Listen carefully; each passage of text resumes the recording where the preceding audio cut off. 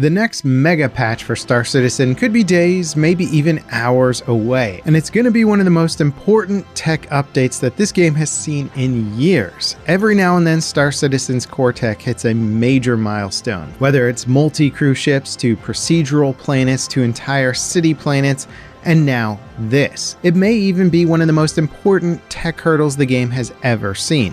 Patch 3.18, which, according to the latest Inside Star Citizen episode, is still on track to release this year, which would mean basically in the next week, as I think the devs go on vacation around the 23rd or something like that. I think they were actually trying to launch it this week, but word on the street is that they keep hitting different blockers, so it's quite literally on the last legs of testing before it gets over into the PTU. Now 3.18 is a massive patch on every front, one that not only brings new locations, missions, ships, and professions to the game, but also brings with it two core pieces of tech that'll allow Star Citizen to begin its journey toward the bigger universe that's been promised. Persistent entity streaming is the first layer of this tech. Before 3.18, or currently in the game, I guess you could say, Star Citizen servers communicate pretty much directly with the client in most ways.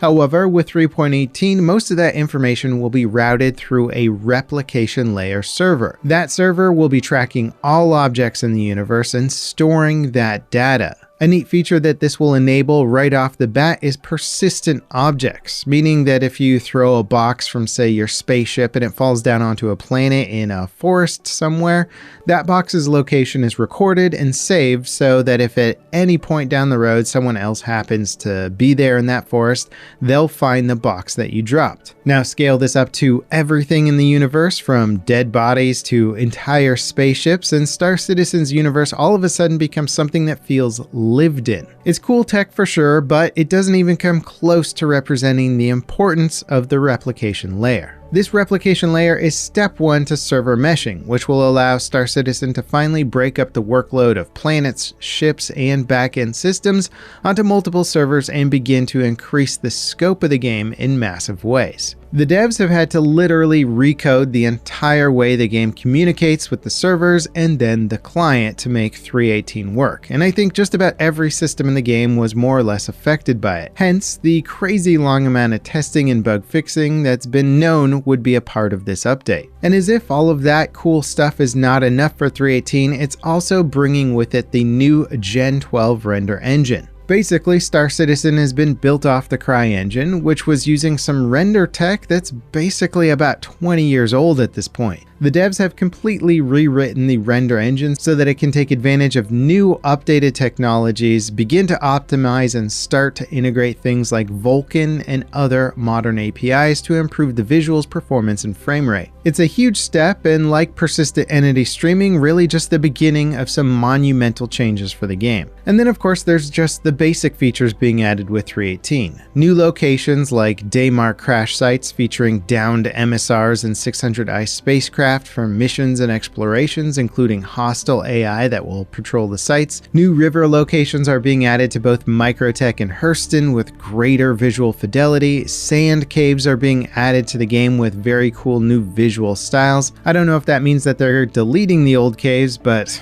God, I hope so. They're adding in the Greycat Race Track, which is basically a go-kart racing location located at the Orison Vision Center. There's also going to be the long-awaited cargo system Refactor, which was reliant on the replication layer to work properly.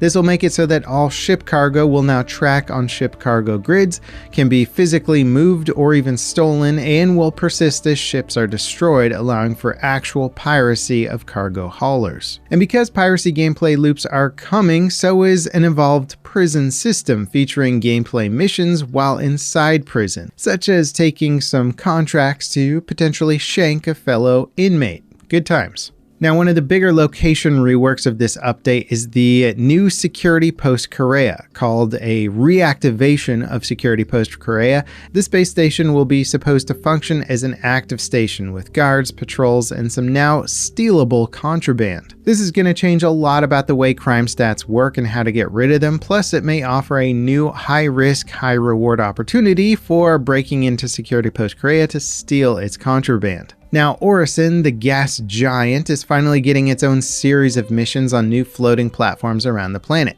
They'll involve bounty, assassination, and other mission types. I'm super excited by this, as Orison previously didn't really serve much of a purpose. Now we get to fly down into its pink clouds and run missions. New Spaceship race tracks with actual race missions are also being added all over Stanton. This is pretty exciting. Spaceship racing has always sort of been part of the lore and behind the scenes for Star Citizen, and the community has been largely responsible for making actual race events happen up until now. With 3.18, there'll be in-game ways to race or at least run time trials on various intentionally constructed racetracks throughout the verse. Now, one of the most anticipated new features for 3.18 is Salvage. Again, something reliant on the persistent entity tech to remember the locations of destroyed ships. Salvage will allow the new Drake Vulture salvage ship and the Aegis Reclaimer to strip the outer layer of metal from ships and store it, sell it, or reuse it to repair ships. This will be a new profession, and 3.18 marks the Tier 0 implementation of it, and I look forward to seeing the evolution to component extraction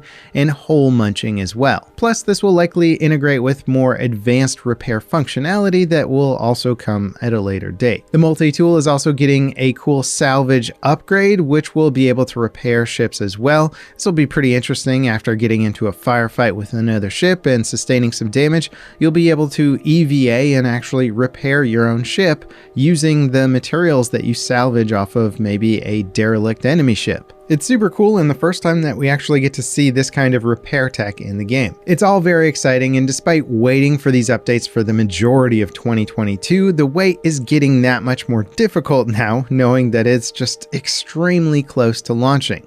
On the PTU server, that is, not the full live build of the game. I'm sure it's still going to require a lot more public testing before all the bugs are ironed out. 2022 has been a fun, if not somewhat slow year for Star Citizen. Its most exciting update was the massive server size increase up to 100 players at a time. I was able to join a fight of 100-player ship battle over a planet, and it was epic that it actually worked. There's been plenty of other smaller scale updates throughout the year, like new spaceships, locations, and events, but nothing quite like what I'm expecting with 3.18.